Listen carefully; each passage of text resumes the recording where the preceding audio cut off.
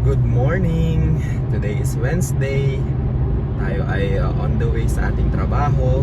And ngayon din ang unang araw na tayo ay gagawa ng vlog dito sa loob ng sasakyan, papasok sa office.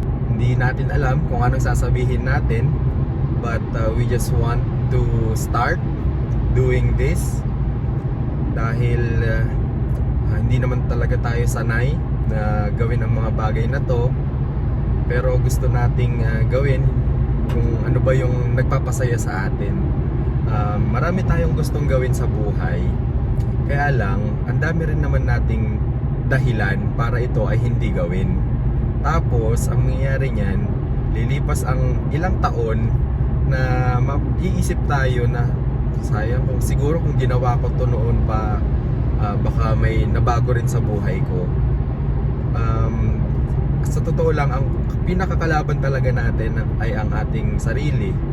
Kasi nga, ang daming pumapasok sa isip natin ng mga negative na bagay na kung saan hindi naman talaga yun na nangyayari, or yung mga negative na bagay na kung saan ito yung magiging dahilan para hindi natin magawa ang isang bagay.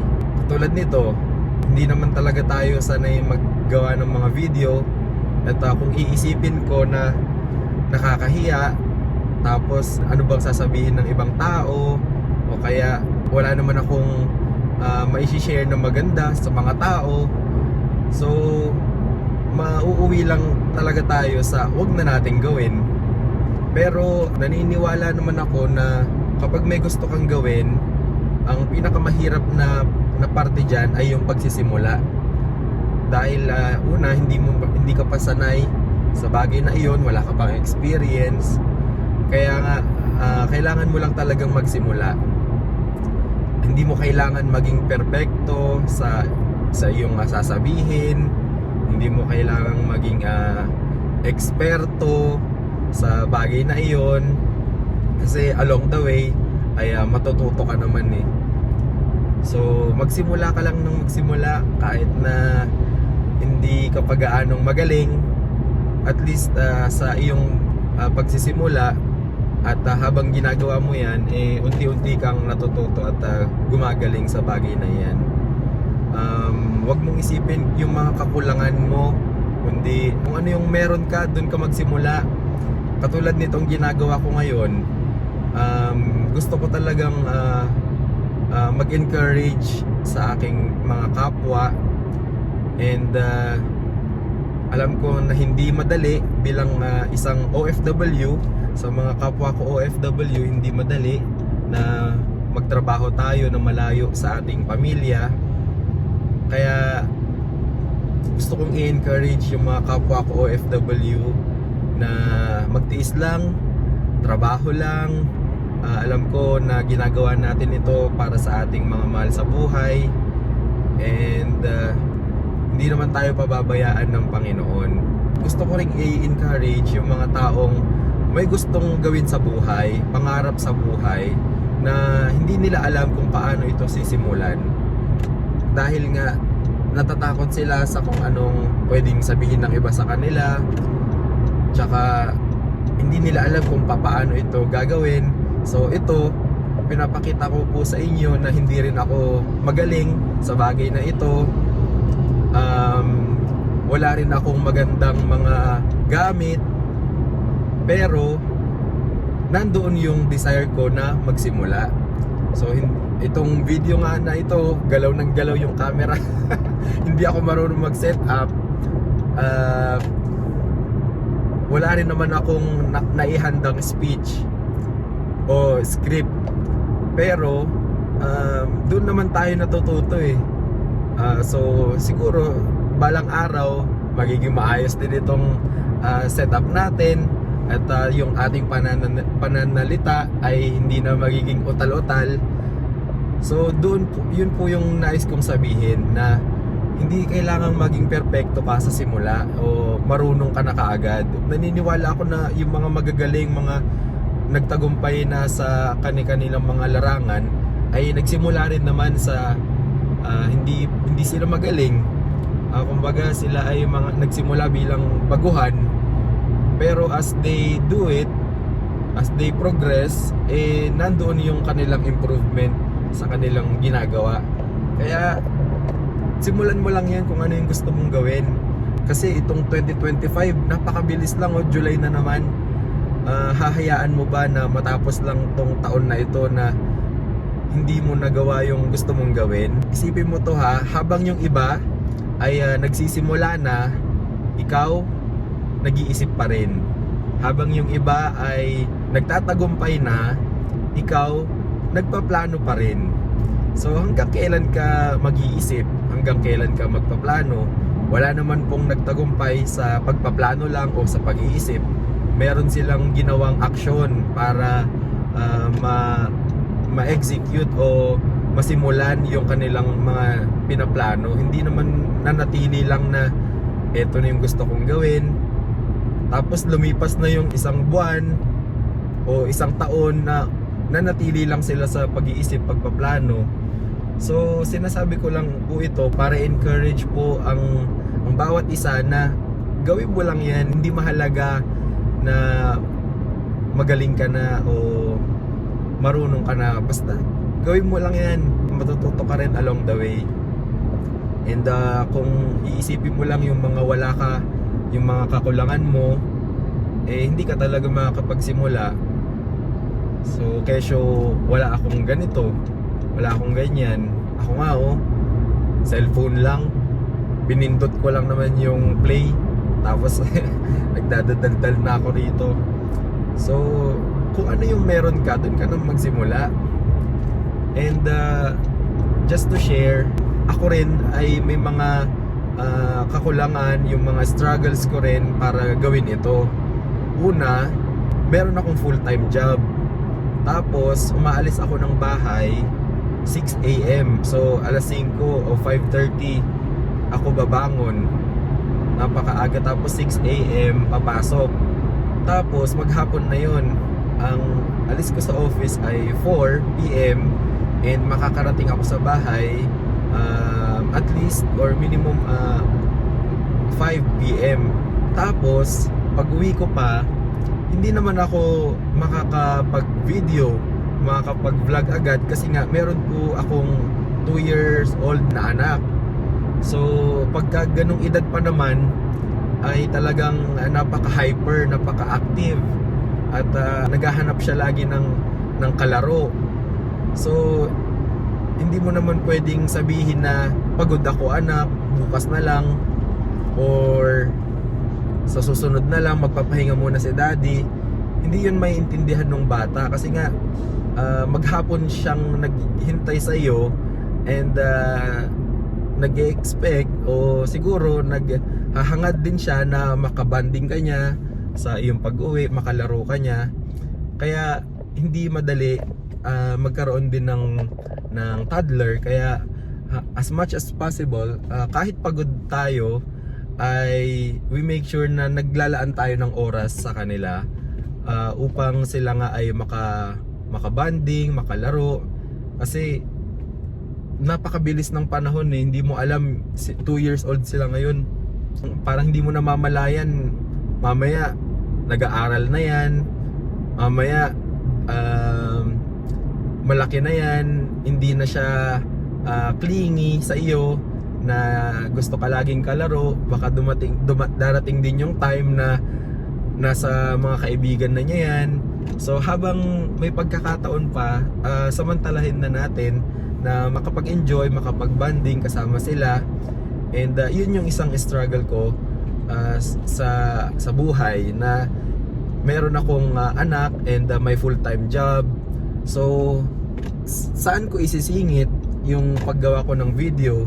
Nagagawa ko lang naman yun pagka tulog na siya, or kapag maluwag yung schedule ko, or kapag nandoon siya sa aking mga in-laws. So dun lang ako nagkakaroon ng time para makapag video. And syempre gagawa ka pa ng script mo, o pagkatapos mong mag-video, mag-i-edit ka pa. So hindi rin basta-basta gumawa talaga ng isang video, or hindi rin biro maging isang content creator. Pero yun yung nasa heart natin na gusto nating gawin, kasi nga gusto nating makapag-encourage sa ating kapwa na kung meron kang plano sa buhay, meron kang nais gawin, kailangan mo lang talagang magsimula.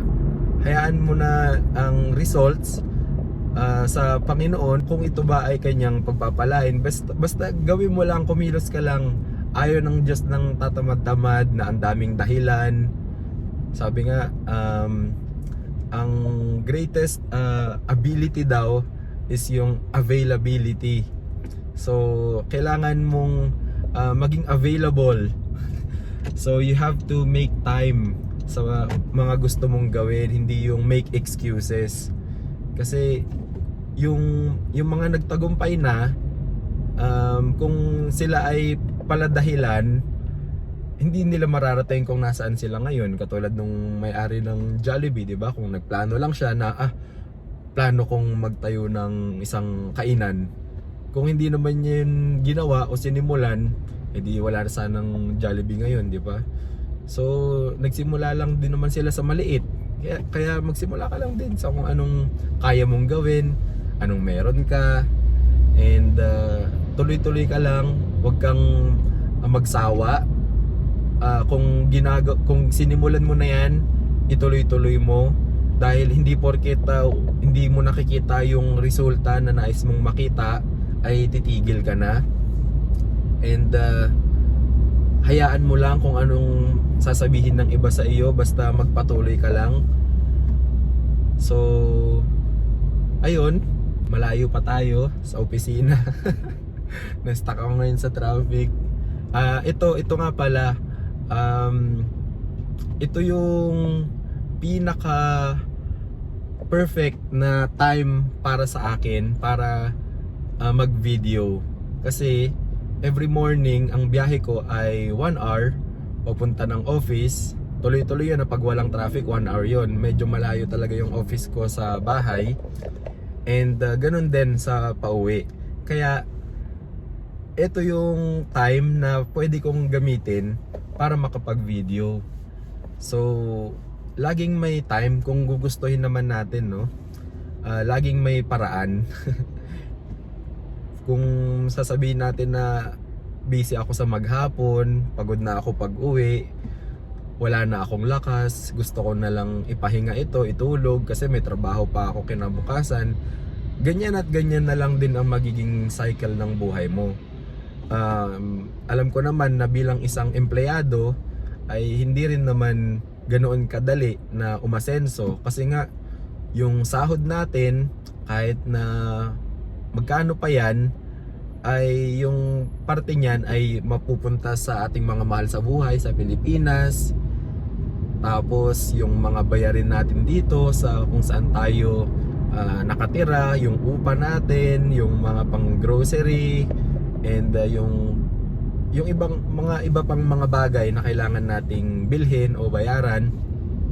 At pagkatapos niyan, kakaperanggot na lang yung matitira sa iyo.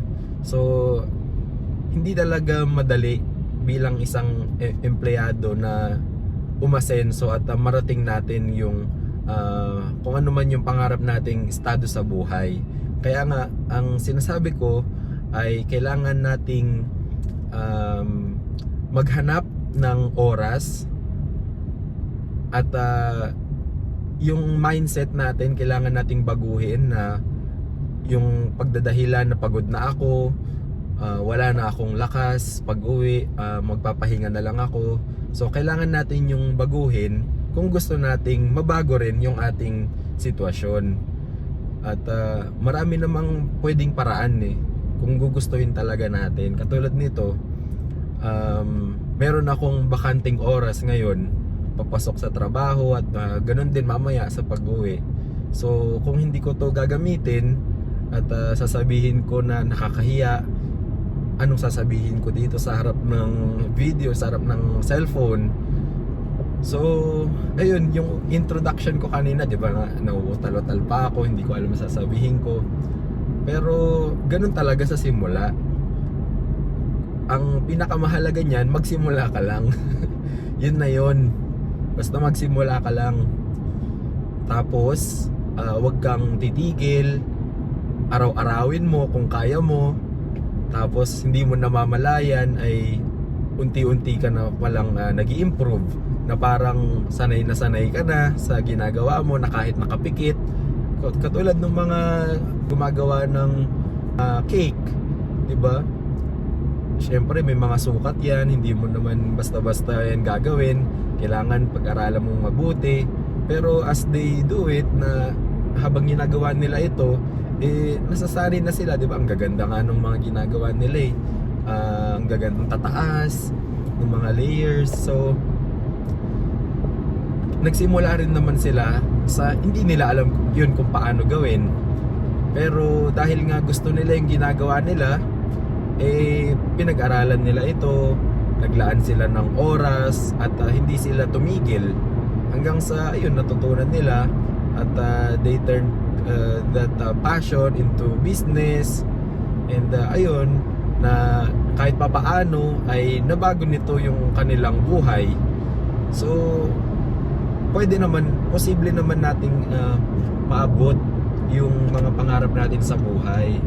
Kaya nga, ang pinakakalaban lang talaga natin ay ang ating sarili, kung paano tayo mag-isip na hindi ko to kayang gawin, hindi ako magaling katulad ng iba. So ang dami nating magiging dahilan. Kaya nga, gawin mo lang, magsimula ka lang. Yun lang yun, magsimula ka lang. Kahit na mabigo ka, ituloy mo lang, huwag kang titigil. Hayaan mo na yung resulta nga, sabi ko, ipaubaya mo na yun sa Diyos. At humingi ka lagi ng gabay at tulong sa Panginoon bago mo gawin ang isang bagay. Kasi sa Panginoon talagang nandun ang katagumpayan. So ayun, mahaba-haba pang ating biyahe.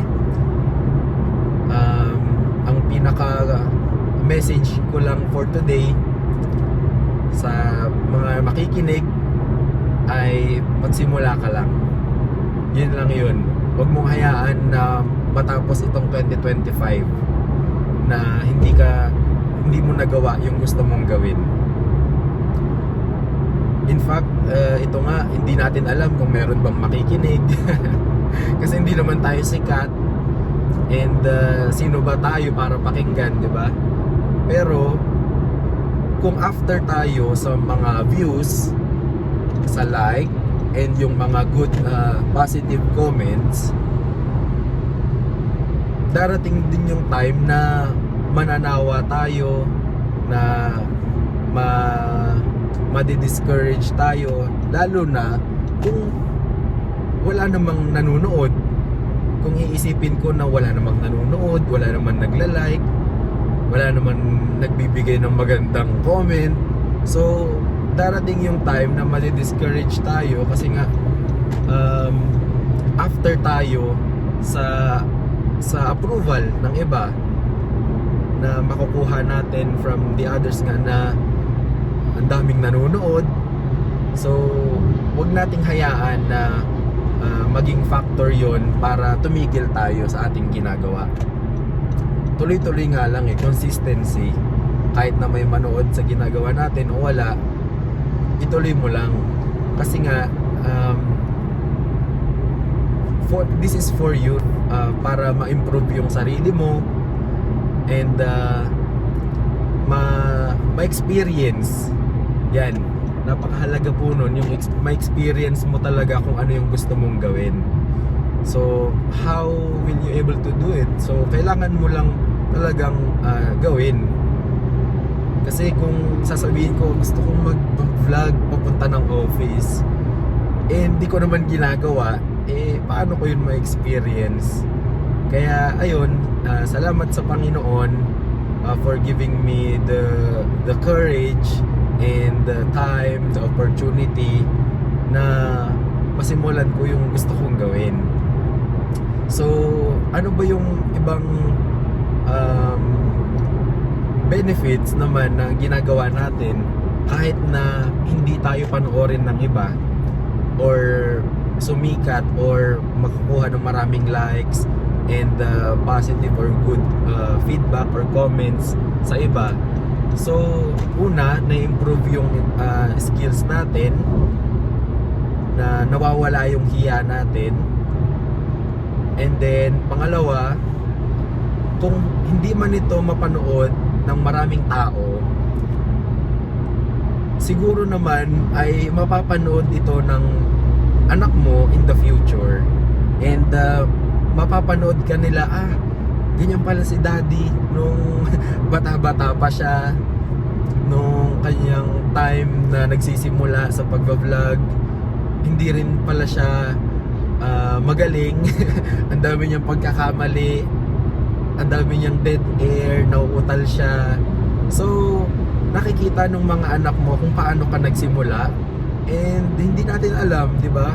Malay natin na gusto rin pala nilang sumunod sa yapak natin.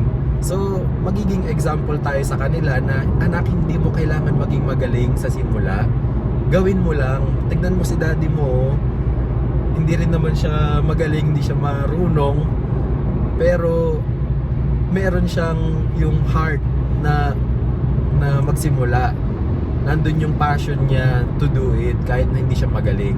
So magiging example tayo sa ating mga anak in the future na nadi-discourage, na hindi nila alam kung paano magsimula, yung walang nakakapansin sa kanilang ginagawa, na gusto na nilang mag-quit, pero dahil nakita nila yung video mo na walang nanood pero nagpatuloy ka, so magiging encouragement yun sa kanila na si daddy nga nagpatuloy kahit wala namang nanood, kahit wala namang sumuporta. So malaking balik sa atin, kahit na sa simula hindi natin nakikita yung impact ng ginagawa natin. Ano ba yung bunga nito?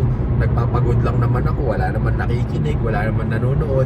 Pero hindi natin alam na pwede pala nitong mabago yung buhay ng anak natin, ma-encourage natin sila through our experience, through our failures, through sa ating pagsisimula.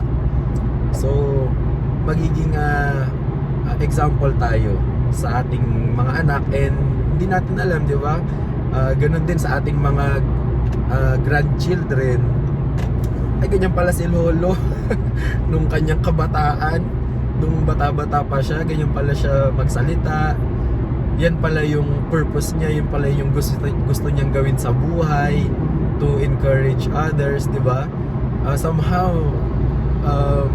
makikita nila, dito pala kami nang galing, ito pala yung lolo namin.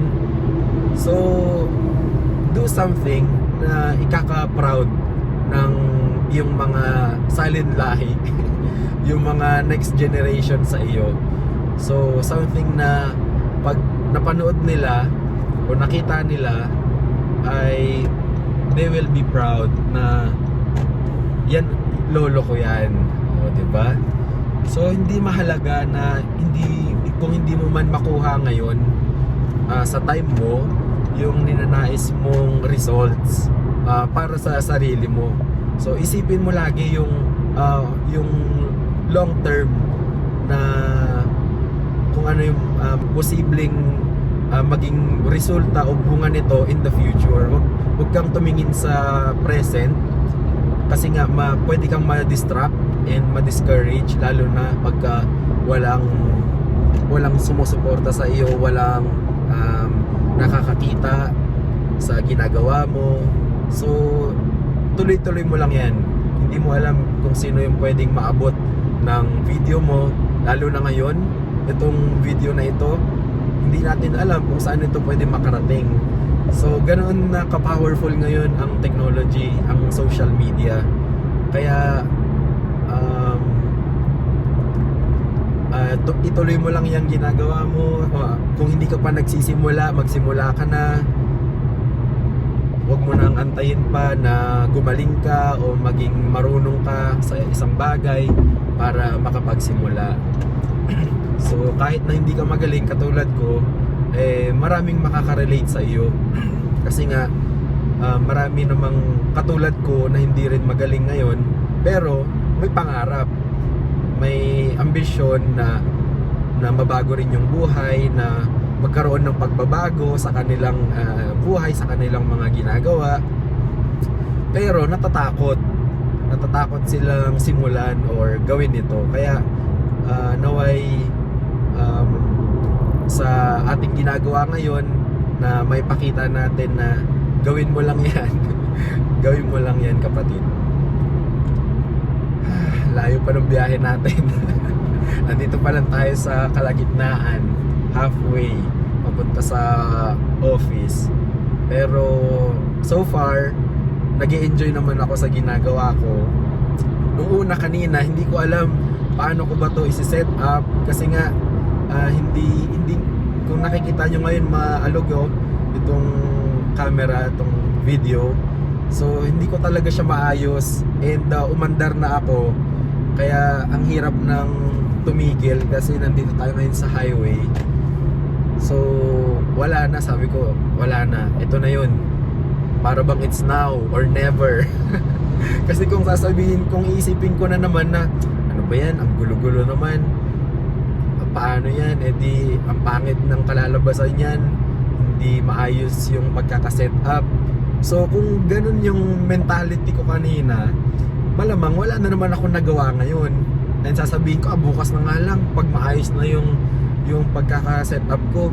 So ganun, isa yung example din para hindi ka makapagsimula kasi gusto mo maging perfect yung setup mo, gusto mo maging perfect yung sasabihin mo. Hindi nga po ganun sa pagsisimula. Yun yung gusto kong sabihin na paulit-ulit, na hindi po talaga magiging perfect yan sa simula. Sabi nga nung isang sikat na vlogger, si Mr. Beast, sabi niya, mag-video ka ng 100 videos tapos saka tayo mag-usap. Sabi niya, ano ibig sabihin nun?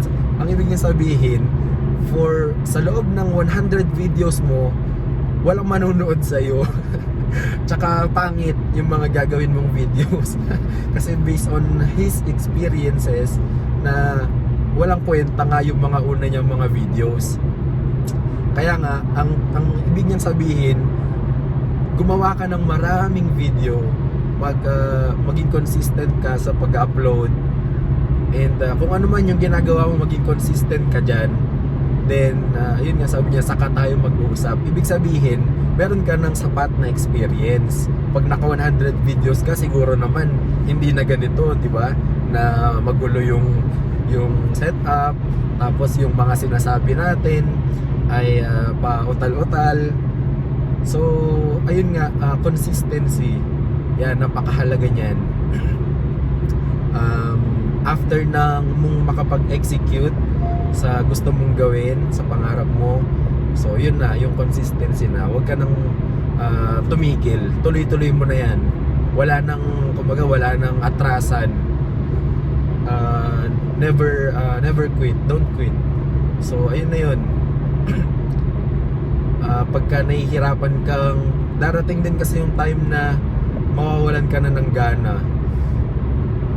Parang paulit-ulit na lang, wala namang nangyayari. So kailangan mong labanan yon, and isipin mo yung dahilan bakit mo yon sinimulan. Di ba?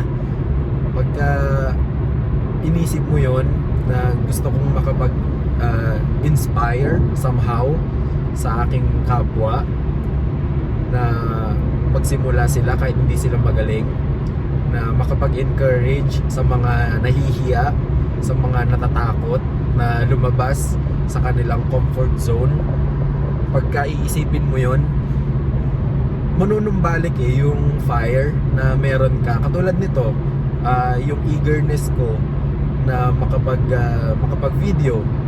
So nandoon talaga yung init, yung kainitan sa puso ko na gawin ito. Pero I know na someday, or yung in the future, ay unti-unti ring magko-cool down itong fire na ito, at unti-unti mawawalan ng gana na ipagpatuloy. So it's a good reminder din para sa akin na magpatuloy at isipin ko bakit pa ako nagsimula, bakit ko ba yun ginawa. So magiging encouragement din ito sa akin na ipagpatuloy ko yung nasimulan ko, and tuloy-tuloy lang. Isipin mo yung pwedeng maging impact nito sa mga makikinig, sa iyong mga anak in the future, and sa iyong mga kaapu-apuhan. So ayun, tuloy-tuloy lang, and gawin mo kung ano yung nagpapasaya sa iyo, kung ano yung gusto mo talagang gawin. Marami sa atin, alam ko, sa mga kababayan kong OFW, hindi naman talaga yun yung gusto nilang gawin eh. Lalo na sa yung mga nakapagtapos ng pag-aaral, yung mga graduate na meron silang tinapos, tapos iba yung work nila. Alam ko hindi kayo masaya sa ginagawa ninyo, pero kailangan nyo yung gawin kasi nga kailangan nyo kumita, kailangan nyo ng pera na para maipadala sa iyong pamilya. And hindi masaya na papasok ka sa trabaho mo, tapos hindi mo naman gusto yung ginagawa mo. Di ba ang bigat sa pakiramdam na nag-aantay ka lang ng uwian. Pero during yung pagtatrabaho mo, merong pumapasok sa isip mo na gusto mong gawin. Kaya lang hindi ko alam saan ko to isisingit, kasi pag uwi ko pagod na ako wala na akong lakas. Pero deep inside, in your heart, meron ka talagang gustong gawin sa buhay mo. So alam ko na hindi karamihan sa atin ng mga OFW hindi talaga masaya sa ating mga trabaho, pero ginagawa pa rin natin upang tayo ay makatulong sa ating mga mahal sa buhay. Kaya alam ko yan kasi nga OFW din ako for almost 10 years na, and kahit nagpapasalamat ako sa Diyos na maganda yung trabaho ko, na po-provide nito yung pangangailangan ng aking pamilya, nakalinya to sa aking tinapos. Pero habang tayo ay nagtatrabaho, meron tayong mga, alam mo yun, mga realizations sa buhay natin na parang hindi ito yung nagpapasaya talaga sa akin, na hindi ito talaga yung hindi ko nakikita yung sarili ko dito sa bagay na ito for the next 5 years or 10 years. Iba yung nakikita ko para sa sarili ko. So hindi ko alam kung nakaka-relate ba kayo, pero kung nakaka-relate man kayo, hindi pa huli ang lahat. Na dahil nga yan yung ginagawa mo ngayon, ay habang buhay ka na sa bagay na yan, na wala ka ng pag-asang mabago yung buhay mo or magawa mo talaga kung ano yung pangarap mong gawin para sa sarili mo. So hindi pa huli ang lahat. Araw-araw ay binibigyan tayo ng pagkakataon ng Panginoon na gumawa, kasi ang Panginoon natin nga ay gawa nga ng gawa He is the creator of heavens and the earth. So bilang kanyang mga tao, mga nilikha, ay nais din ng Panginoon na magamit niya tayo. Alam mo yun, gumawa ka, wag kang patulog-tulog, wag kang pa-relax-relax lang. So gusto ng Panginoon na bilang mga katiwala, ayan, mga stewards niya, ay mapagkatiwalaan tayo sa mga bagay na kanyang ipinagkatiwala sa atin. I believe maraming talento o kakayahan ang ipinagkaloob ng Diyos sa bawat isa. So meron tayong mga strengths, meron tayong mga abilities, mga gifts na kaya nating gawin, na ipinagkaloob sa atin ng Diyos, na hindi natin akalain na yun pala yung gifts natin. Kasi nga para sa atin ay napakadali lang nito, napaka-basic, napaka-simple. Hindi naman ito maganda or mahusay o malupit katulad nung sa iba. So akala natin ay baliwala itong mga kakayahan na meron tayo. Pero kasi nga nakatingin tayo sa kung ano yung kayang gawin ng iba. So kung titingin tayo sa sarili nating mga kakayahan at doon tayo magfo-focus and gagawin natin kung ano yung kaya nating gawin, na hindi na natin pang kailangan umattend sa mga seminar, mag-enroll sa iba't ibang kurso, kasi nga natural na sa atin yun na kaya natin yung gawin. So kailangan na lang nating may execute, i-polish, and yun, mamumunga rin yung ating mga ginagawa kung magfo-focus tayo sa kung saan tayo magaling.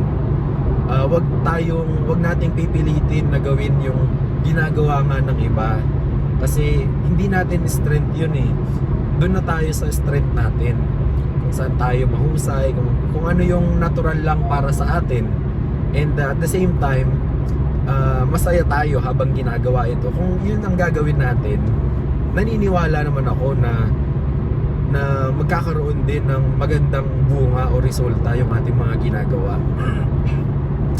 So ayun, just short encouragement sa ating lahat na ang Panginoon ay binigyan tayo ng iba't ibang kakayahan. Huwag mong isipin na wala akong talento, wala akong kakayahan, hindi ako marunong nito, hindi ako marunong niyan. Marami kang kayang gawin. Kahit itanong mo sa mga nakapaligid sa'yo, may nakikita silang kakayahan mo. Hindi naman ibig sabihin na kakayahan magaling kumanta, magaling sumayaw, o magaling sa yung mga common na napapanood natin. Malay mo magaling ka palang magsalita, 'di ba? Yung kadaldalan mo imbis na gamitin mo sa pagchichismis, bakit hindi mo gamitin sa makabuluhang bagay yung kadaldalan mo? Magbahagi ka ng something na yung may inspire, mamomotivate, may encourage yung mga tao sa paligid mo. So ayun, hindi mo alam, gift mo pala yun, or magaling ka pala magluto. So masaya ka sa ginagawa mong yun, and ayun, tapos mag-enroll ka sa kurso na napakalayo sa kakayahan mo. So 'di ba, sayang na naman yung panahon na gugugulin mo doon, tapos mag-aaral ka. Sabihin mo mag-aaral ka ng kurso sa pagiging domestic helper. Wala namang pong akong against sa mga domestic helpers natin. Ang sinasabi ko, magaling ka palang magluto, pero mag-aaral ka ng isang kurso na malayo naman pala sa kakayahan mo. So mag-i-spend ka dyan ng mahabang panahon, tapos biglang magbabago yung isip mo na ayoko pala itong gawin. O 'di ba? Sayang na naman yung oras mo.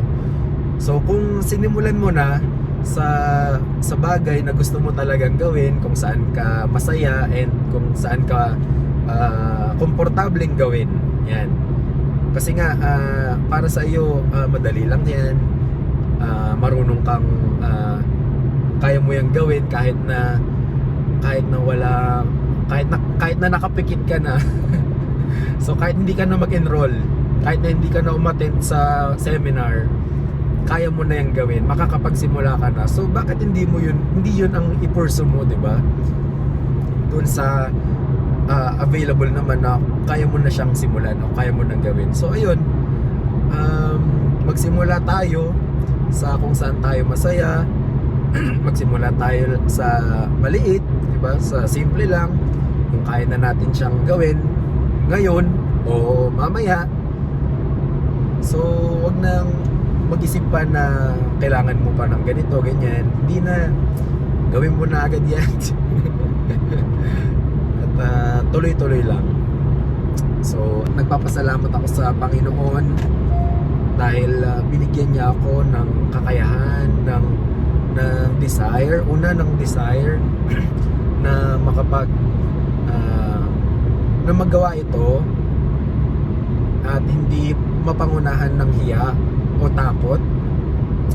And then yung kakayahan, kasi hindi naman ako marunong talaga, but yung kakayahan na kung ano lang yung kaya mo yun na yun, depende sa level mo. Kung ano yung level ko ngayon, yun, salamat sa Panginoon. And I know na as I do this, ay lalo pang i-improve ito ng Panginoon. Kasi nga meron tayong mabuting hangarin to encourage and inspire yung mga makakapakinig nito. And ayun, maging kagamit-gamit tayo sa Panginoon and sa ating kapwa, na hindi lang tayo nabubuhay para sa ating mga sarili, na nagtatrabaho araw-araw para sa ating pamilya.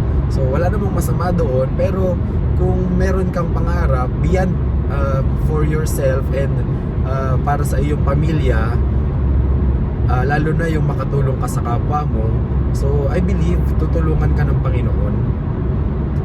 Kasi nga titingnan ng Diyos kung bakit mo yun ginagawa, ano yung intention mo, ano yung motibo mo.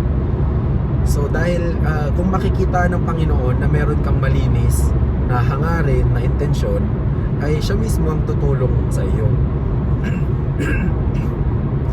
So ayun, hindi natin alam, di ba? Ito yung simula, pero malay natin maging araw-araw or mapapadalas ang ating pagbi-video, pagba-vlog, and magiging magiging habit na nagsimula ka sa hiya, tapos sa magsalita sa harap ng camera, pero as time goes on, magiging habit na siya na, alam mo yun, masasanay ka na, it's time para mag-share, mag-encourage, mag-motivate sa ating kapwa.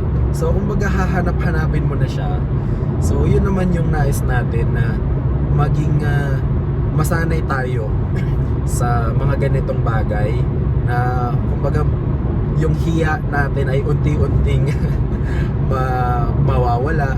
Siguro sa umpisa mababawasan hanggang sa unti-unti na itong mawala, at masasanay na tayo magsalita sa harap ng camera, and lagi nating isipin bakit natin ito ginagawa, to encourage others. So kung ganun ang ating mindset, magiging kumbaga lamang kesa sa ating pagiging mahiyain. So nice kung makapag-share, makapag-encourage, kaya bakit ako mahihiya? Bakit ako matatakot? So ayun, marami pa tayong pag-uusapan sa mga susunod na videos. And itong video na ito ay marami pa itong pagdadaanan siguro na edit. yun naman yung kasunod nun. Pagkatapos mong mag-video, syempre kung meron kang time, di ba, pagka tulog na yung anak mo, doon ka makakapag-edit and tatanggalin kung ano ba yung hindi na kailangan. Kasi marami tayong pautal-utal. So ayun, marami pa tayong pag-uusapan, random na mga topic sa ating buhay bilang isang OFW and bilang isang magulang. Naway kung ano man yung pinaplano mo, pabalik na naman ako, kung ano yung pinaplano mo, simulan mo na yan, hayaan mo na yung resulta. Basta ang mahalaga, makapagsimula ka. Wala pong overnight success. Lagi ko yung iniisip. kung gusto mong maging matagumpay, it will take time. Pag sinabing time, a very long time. Ganun yun. Hindi yan na next month. Pag sinabing very long time, hindi rin yan after 1 year. Hindi yun very long time. Mabilis lang yung 1 year. So, it will take a very long time. Pero ang mahalaga ay nakapagsimula ka na. Yun yung lamang mo sa mga taong nag-iisip pa lang. Yun yung lamang mo sa mga taong nagpaplano pa lang. Ikaw, ginagawa mo na. You are on your way kung doon sa nais mong path na tahakin, habang yung iba ay nagdududa pa rin, habang yung iba ay nag-aalinlangan pa rin na gawin yung na magsimula. Ikaw, nagsisimula ka na. So, ayun, may lamang ka na sa mga taong ayaw pa rin kumilos. Kaya ituloy-tuloy mo na yan. Simulan mo na, gawin mo na yan, at magpatuloy ka. Huwag kang sumuko. So, ayun, nakakapagod din magsalita for almost 1 hour. Malapit na tayo sa opisina, and I am very happy sa ating experience today. I know na marami pa tayong kailangang i-improve, but the fact na nakapag-start tayo, it's more than enough to celebrate. Alam mo yun, masayang masaya talaga ako na nakapagsimula ako. So, hindi naman po pwedeng hanggang simula lang. Kailangan magpatuloy at tapusin. So, it's a challenge din for me kung paano ko ito ipagpapatuloy. Kung makaramdam man ako ng kapaguran, ng pananawa, or yung sawa ka na, so kailangan ko yung labanan and manumbalik yung fire sa aking puso. But overall, I am very much happy. I am very thankful sa Panginoon na binigyan niya ako ng courage and ng desire to do this. So this is just the first step. Sabi nga, para makarating ka raw sa malayong lugar, kailangan mo magsimula sa single step. So ayun, magsimula. And so bago natin tapusin, syempre, let us pray sa ating Panginoon, di ba? Na siyang nagbigay sa atin ng kakayahan, ng courage, and yung protection sa araw na ito, na tayo ay ligtas sa ating pagbiyahe. Hindi rin biro yun na everyday kang babiyahe for minimum of 2 hours every day, na nasa highway ang daming trucks na kasabay. So it's by His grace na tayo ay laging ligtas sa ating biyahe araw-araw. Kaya dapat natin yung ipagpasalamat sa Panginoon, and yung makasama natin yung ating mga mahal sa buhay sa ating pag-uwi. Pag nakauwi ng bahay, magpasalamat yan sa Panginoon na you are safe, and makakasama mo na naman ng family mo. So isa yung malaking blessing para sa akin na kasama ko ang family ko rito sa UAE. So hindi po lahat ay na-experience yung na-experience ko na pagpapala mula sa Diyos, na kasama ko ang pamilya ko rito, ang aking asawa and ang aming anak. So it's a very huge or big blessing sa amin na magkakasama kami dito sa ibang bansa.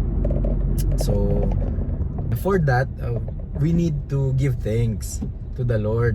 And ganun din sa iba't ibang mga bagay na meron tayo, di ba? Sa ating kalusugan, sa ating trabaho, sa lahat ng mga meron tayo ngayon, kailangan nating ipagpasalamat sa Panginoon. And kahit na hindi maganda ang ating sitwasyon, marami tayong pagsubok sa buhay, ay kailangan pa rin nating maging thankful, grateful sa ating Panginoon. Kasi nga, kapag nakakaranas tayo ng mga pagsubok, ay merong tinuturo ang Diyos sa atin. At una, ay tinuturuan niya tayong manampalataya lang sa Kanya, magtiwala na malalagpasan mo rin yan. Kasi once na malagpasan mo yan, di ba? It's an opportunity for you to share sa iyong kapwa na ako rin, dumaan din ako dyan, pero sa tulong, sa biyaya ng Panginoon ay napagtagumpayan ko yan. So sa lahat ng sitwasyon ng buhay natin, kailangan nating ipagpasalamat yun sa Diyos. And ayun, malapit na tayo sa opisina. So bago tayo pumasok sa loob, we will pray and ipagpasalamat natin ang protection na ibinigay ng Panginoon sa atin sa ating pagbiyahe. So ayun, glory to God, and salamat po sa inyong lahat.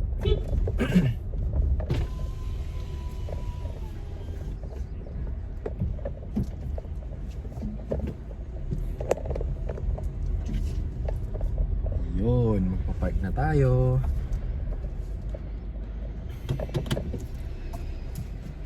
Dito na tayo sa opisina.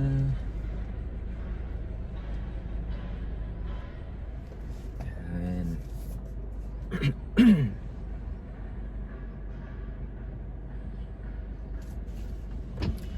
Yan. So, let's pray. Salamat po aming Ama sa oras na ito, sa araw na ito, na kami ay ligtas. Ako po ay ligtas na nakarating sa trabaho, sa opisina. Salamat po sa protection mo, sa wisdom, sa guidance, sa traveling mercy. Salamat po Diyos sa biyaya mo sa araw-araw. Gabayan nyo na naman po kami sa araw na ito, sa aming pagtatrabaho. Ganun din po sa lahat ng pagbiyahe ngayon, papasok. Bigyan niyo po sila ng protection na walang mangyaring masama sa kanila sa daan, and bigyan niyo po kami ng katalinuhan muli, kakayahan sa aming trabaho upang magawa namin ito ng tama at maayos. At ingatan niyo na naman po kami sa buong maghapon. Ganun din naman po sa aming pag-uwi mamaya ay ligtas na naman kami at makasama namin ang aming mga mahal sa buhay. Maraming salamat po sa panibagong araw. In Jesus' name, Amen. Ayun po, salamat. Maraming salamat po sa pakikinig. See you next time. Bye-bye.